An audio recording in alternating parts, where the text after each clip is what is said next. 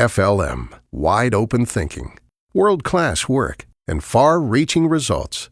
Now with locations in Minneapolis, Columbus, Indianapolis, and Washington, D.C. A strategic marketing and communications company dedicated to serving clients who specialize in the business of agriculture and the life of rural communities. Congressman Mike Bost from Illinois' 12th District, thank you for joining us. Thanks for having me on. First of all, can you tell us a little bit about your district and the kinds of agriculture in it? Well, Illinois is probably it really is the most diverse agricultural district in the state of Illinois. Let me tell you that you have diversity. For instance, in St. Clair County, 60% of all horseradish comes from St. Clair County. And a lot of people don't realize that. So it's the horseradish capital of the world. That being said, though, we are like other places in the fact that we have normal crops as far as corn, soybeans, sorghum.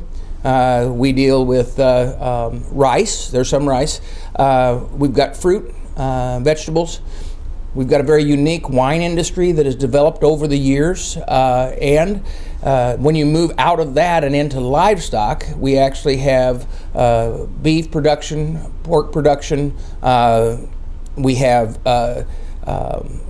very unique in such situation. We also have fish farming, and we have actually 2 freshwater prawn farms that are located there as well. Now you've got about 80 dairy farms, and so it's very, very diversified, but a lot of agriculture in the district. And what about you? Can you tell us a little about yourself and Sure. why you decided to run for Congress? Sure. First off, I served Illinois as a legislator in Illinois for 20 years. But I've got 10 grandchildren and began to watch the things that were happening here and the frustration that I felt. And the question is, did I just stay in the state legislature and walk away, or come out here and try to fight for them and try to hand off a nation that's better for the next generation than it is for this one? Unfortunately, it's looking pretty rough right now. But it is unique in the fact that I did come from a trucking background. And so being able to work in the trucking industry, and all of the family prior to that trucking settled the area, and they were all farmers as well. So, it's an industry that I knew I was going to be involved with for quite some time as an FFA member in high school, even though I didn't come from a farm family. I came from a trucking background where I was spreading lime in the fields, anhydrous ammonia hauling grain, to every elevator that there was. So I knew most of the farmers pretty well, and still do. Now, one of the committees that you serve on is the House Agriculture Committee, and what do you see as the biggest and most important issue facing agriculture? Yeah, there's several we've dealt with over this year. Let me tell you that one very, very important one that occurred was how we dealt with crop insurance. Crop insurance was part of the Ag Bill, and the agreement was once they dealt with it last year, we weren't going to touch it again. But when we went through the budget bill that was bipartisan agreement on the budget bill, unfortunately, they were dipping into it to about $3 billion. We could not afford to have that happen and open that up. And so we wanted to make sure, as the Ag Committee, and we came together in a bipartisan manner and sent a clear message that none of us would be supporting the bill if we didn't get some kind of resolution to that. We got a commitment from leadership at that time that we would aggressively be pursuing in the omnibus, and it ended up actually coming back in the transportation bill, that replacement money, so we did not, so we can still have that security of the crop insurance. Vitally important. That's one issue that we worked on. Section 179, we want to try to make sure that it becomes permanent, so that we don't go through every year, whether it's ag or whatever industry it is, arguing over whether they're going to be able to get the benefits of that. When you're paying what you pay for a combine or tractors or other farm equipment, that's vitally important to understand where you're at and not be hung out by your own government to try to figure out what your situation is going to be financially. And so there's that issue. Let me tell you that also cool is out there.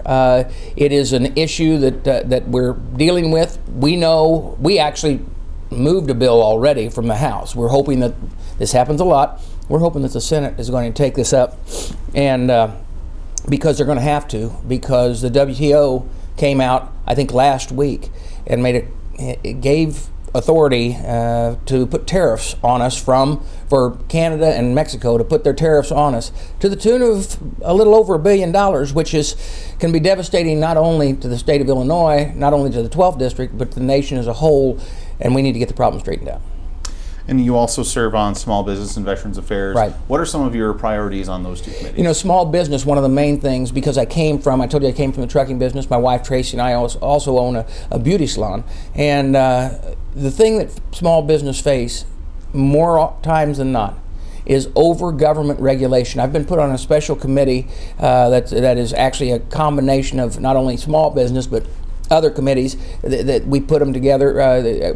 Kevin McCarthy put this commission together, and we're studying to find where it is that agencies are duplicative in nature and where we can reduce the burden on small business, not only where they're duplicative, but also where sometimes they're just unnecessary. They've been created and they've grown as I jokingly say that it's kind of like the plant in the little shop of horrors. It was originally created and it begins to suck blood, and then next thing you know, you're feeding it body parts, and next thing you know, every human being has to be sacrificed to it.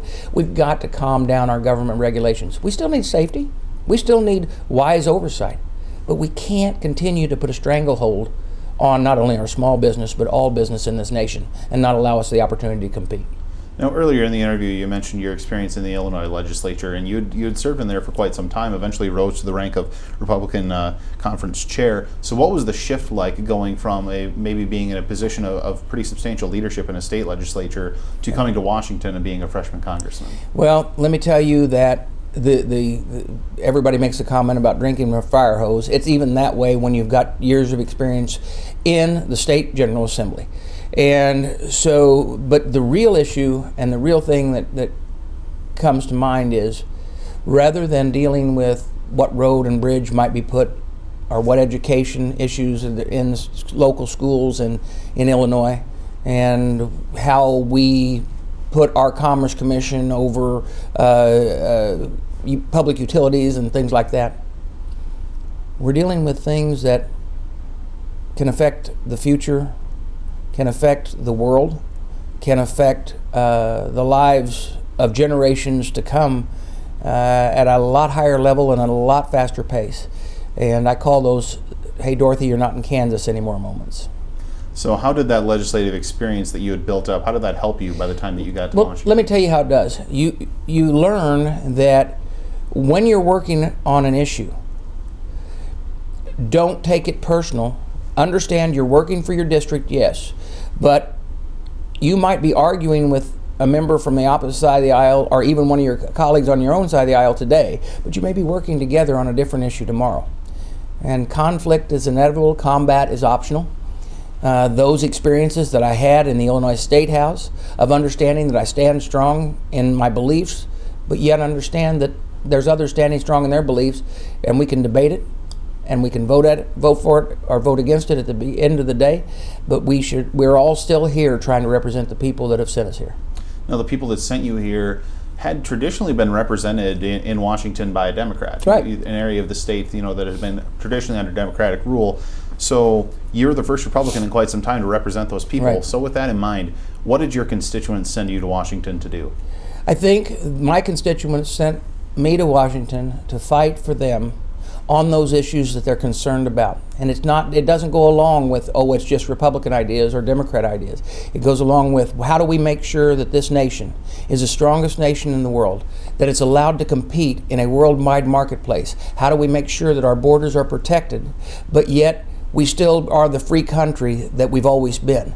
How do we negotiate with foreign governments and send them a clear message that we are still the great nation that we've always been?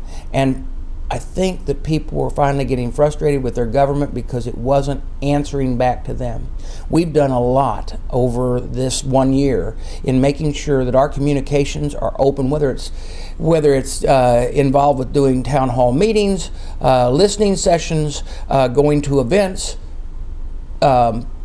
everything from social media and all of those new ideas that touch and listen to millennials as well as those baby boomers that are on up into their years now. So we want to make sure that we have open communication, and I think there was a time where they'd lost that, at least for a couple years. Congressman Mike Bost from Illinois' 12th District, thank you for joining us. Thank you for having me on.